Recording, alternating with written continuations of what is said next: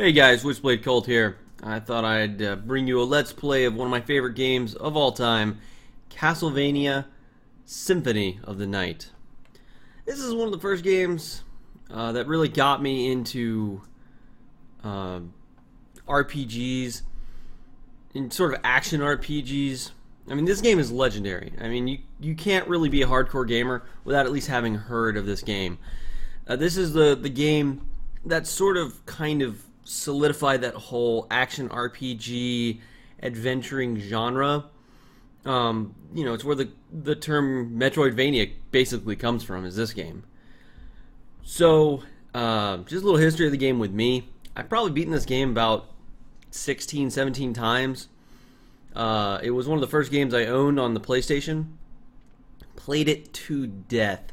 I've actually bought 2 copies of this. I had an original copy.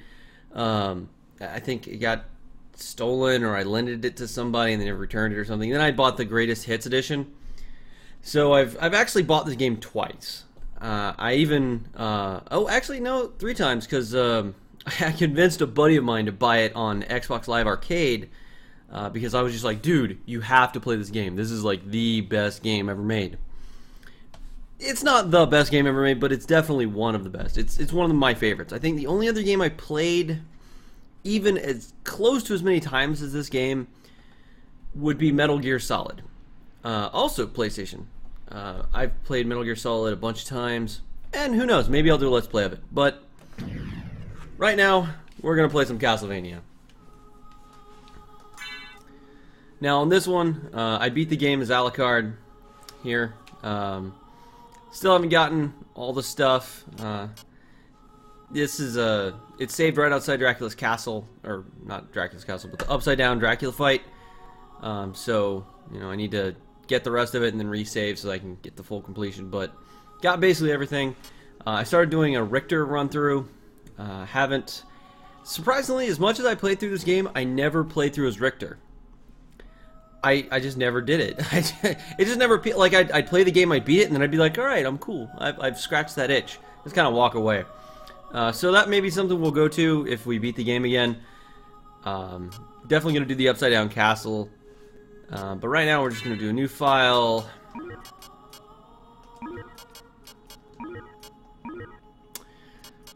Fitting name. And off we go. Journey back to 1792.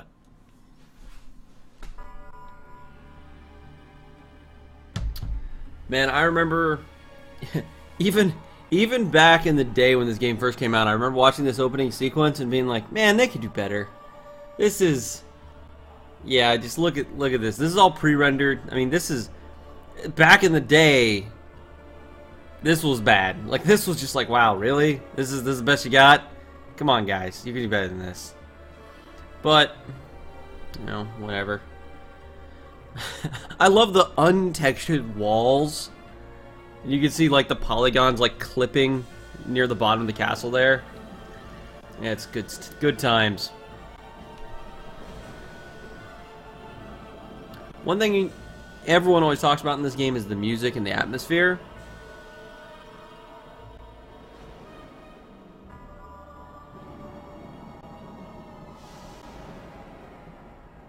I just love that. I even had to shut up so you guys could hear that. That's so good. Woo, loading screen. Moving it around. Now, this game is a direct sequel to a game I think was on Sega Saturn? Please don't crucify me, because I do not remember off the top of my head, but Rondo of Blood, Dracula X. You played as Richter Belmont. It played a lot like, some of the more traditional earlier Castlevanias. I heard once that someone compared it to a more modern version of Dracula, or not Dracula, but of Castlevania 2. If you want to have a kind of an idea, if you play through Dracula 2, not Dracula 2, freaking A, Castlevania 2. I just love this whip. Yeah, ha, spin it around, spinny spin spin. Can I do the...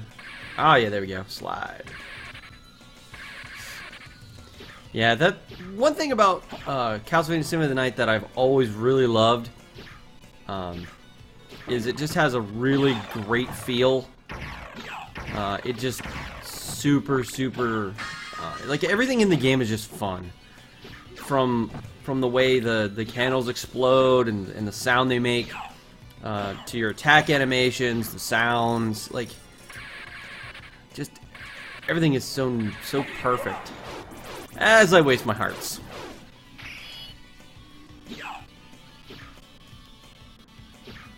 So yeah, this is a really good game. Like it just, I think that's one of the reasons why I've played through it so many times. Watch me just fail at that jump. Is just due to how good it feels. Like it just feels great to play. Feels great to experience. Oh, I wish it had wall chicken though. Wall chicken would be great. I don't know, something about wall chicken. Always loved it. Die, monster! You don't belong in this world. It was not by my hand that I'm once again given flesh. I was called here by humans who wish to pay me tribute. Tribute? You steal men's souls and make them your slaves. Perhaps the same could be said of all religions. Your words are as empty as your soul. Mankind ill needs a savior such as you. What is a man? A miserable little pile of secrets. But enough talk. How about you? That is probably one of the most infamous line reads in all of gamedom. That really terrible Dracula read. Enough talk. How about you? Oh boy. So one thing I've also never done is bothered beating this without taking any damage. It's possible. One of the cool things about this game is this opening sequence, depending on how well you do, and depending on you know, how many hearts you use. Oh dear. Well, not having that then. But yeah, apparently, like however many hearts you have left over, how well you do, if you can beat it without getting saved by the little girl.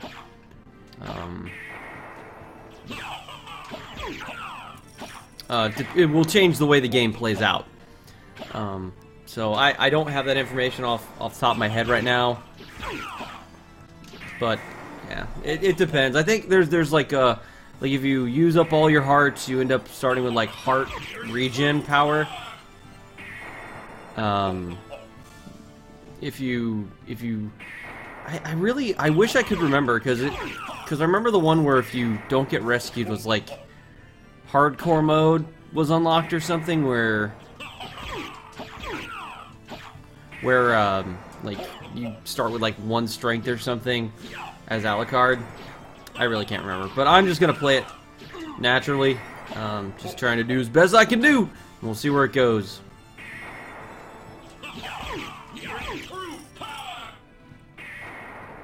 This first part's not very hard. I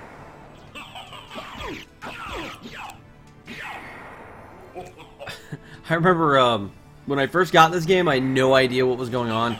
I'd only played one other Castlevania game, and that was on Game Boy.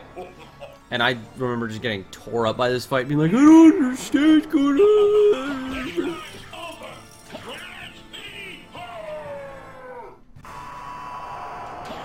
Freaking Dracula.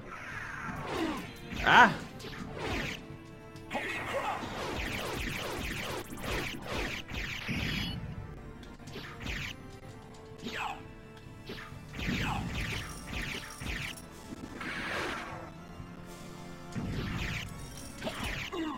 Ow. What the...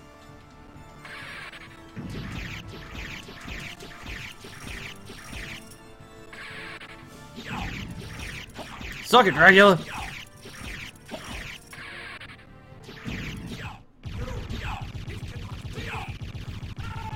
So, I just beat it without getting saved by a little girl, so we're gonna figure out if I just totally screwed myself over or not.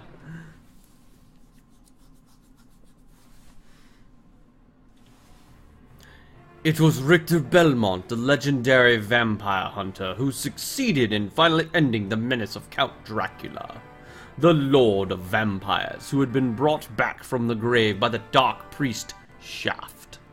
However, one night 4 years later, under the glare of a full moon, Richter mysteriously vanished. With no idea of where to begin her search, Maria Renard set out to look for him. It was then that fate intervened. Castlevania, the Castle of Dracula, which is rumored to appear once every century, suddenly materialized from under the mist, as if to show her the way. Meanwhile, powerful forces were struggling for the soul of a man named Alucard. The very same Alucard who had teamed up with Trevor Belmont to battle his immortal father, Count Vlad Tepes Dracula. Alucard, in order to purge the world of his own cursed bloodline, had submerged his vampiric powers. I can't read fast enough. No! Anyways, I think you get the gist. Oh, cannot skip this. I'm so sorry. I wish I could. And no man can say who shall emerge victorious. Oh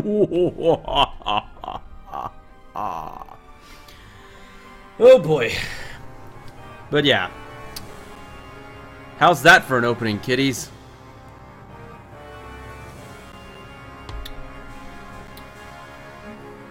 As far as intro sequences go, I actually have to say that's a pretty good one, I think, minus the scrolling text. But I do think it was definitely a good decision to put the scrolling text after a fight sequence. Although they could have done better with the not terrible 90s CG. Alright, let's have a look at my stats here. Everything looks normal. I don't feel different. All the things look normal. I think. Are those stats supposed to be like that? Maybe? Oh well, time to find out what's going to happen. I'm definitely gonna have to look this up later.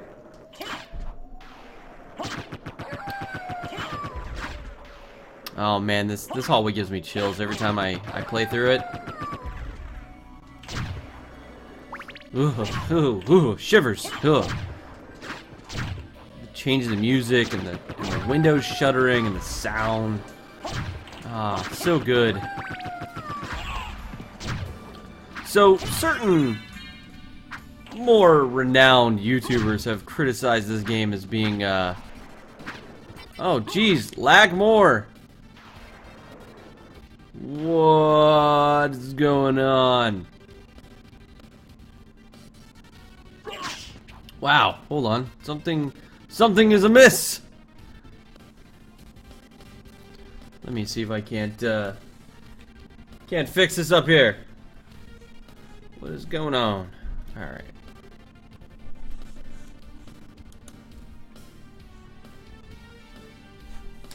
All right, that was weird. All right, we're back. So, ow, mother, stupid bats. Okay, so some more famous YouTubers have oh, there's my wall chicken. Have noted that this game is much what do they say, easier than other Castlevania games. And yes, it is true. This game is definitely not by any measure difficult. I mean, you're the freaking son of Dracula. I mean, there isn't really much you can't do. But, I don't know. This game just has such good feel to it, though. Like the way, like I was saying earlier, like just simple things like moving around just feels great. Yeah, it's just, this game is just so good. So, I don't know. I also like that you start out being like a total stupendous badass. Just being completely unstoppable, murdering everything in a single hit. Like, it's just good times. Haha, wall chicken. Haha. Wall chicken.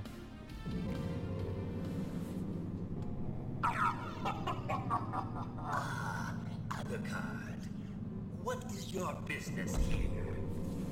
I've come to put an end to this. Still befriending mortals. I'll not ask you to return to our side, but I demand you cease your attack. I will not. You shall regret those words. We will meet again.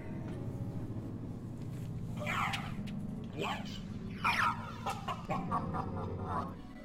What? Yeah, knuckle duster time. Suck it, evildoers. Man, just look at the backgrounds here. You can see the castle tower, some gargoyles, some dudes on pikes. Oh man. But yeah, so let's take a second here just to talk about intro, because I really think this game is a really good example of how to do an intro right. So, the crazy, stupid CG aside, I really have to say that this game does intros right. You know, you pretty much know everything you need to know about this game in the first few minutes, and it doesn't, like, there's no penalty for doing badly, and so you know you don't have to worry about turning off your audience at the very beginning. You know, they can you can ease into the game, like, and right now this is the end of the intro sequence right here. This room where death takes your gear is where the game actually starts. But yeah, you get, because they play that last level of Rondo of Blood, you get to know like what the stakes are, who the enemy is. There's some that introductory BS exposition which could have been skipped, but I think they did just enough exposition to kind of, you know, that's tolerable, you know, with an audience. They're like, okay, alright, you're Dracula, it's fine, whatever, let's fight. You know, but I mean, you get to know, you know, you're like, oh, there's Richter, he's a vampire hunter, there's Dracula, we're fighting, he's evil, cool stuff.